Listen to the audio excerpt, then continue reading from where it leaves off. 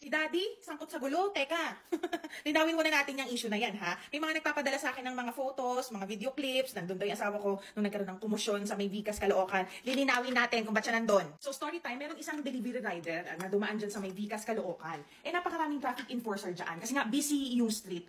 Ngayon, itong delivery rider, hinarang na siya kasi may violation siya, traffic violation. Ngayon, nung pinara na siya, dumire-diretso siya, ayaw niyang huminto.